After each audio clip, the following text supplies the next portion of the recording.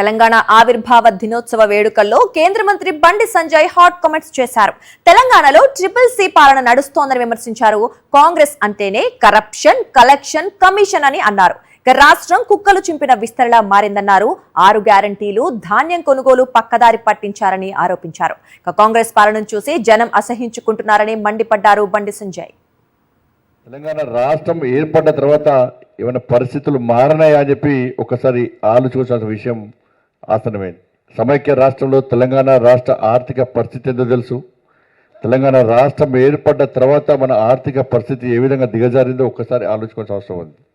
మొన్నటిదాకా 10 సంవత్సరాలు BRS party పాలన, 2.5 సంవత్సరాలు కాంగ్రెస్ పార్టీ పాలన. బీఆర్ఎస్ పార్టీ పాలనలో పేన మీద ఉన్నట్టు ప్రజలు భావించారు.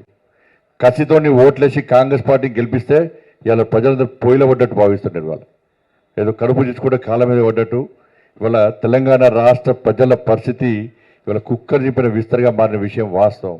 ఇవాళ బీఆర్ఎస్ పార్టీ ఆ విధంగా చేసిందని చెప్పి కసితోని ఇవాళ కాంగ్రెస్ పార్టీకి ఓటేస్తే ఇవాళ కాంగ్రెస్ పార్టీ తెలంగాణ రాష్ట్రాన్ని ఏ విధంగా దోచుకుంటుందో ఒక్కసారి ఆలోచించాలి. ఇవాళ ఈ జనరేషన్కు RRR సినిమా చూసిన జనరేషన్, కాంగ్రెస్ పార్టీ ఇవాళ CCC బాధపడుతుంది. Corruption, collection, commission. ఇవాళ ఏ విధంగా అవినీతికి పాల్పడుతూ రాష్ట్ర ప్రజలు దోచుకుంటుందో కాంగ్రెస్ పార్టీ ఇవాళ తెలంగాణ సమాజం ఆలోచించాలి.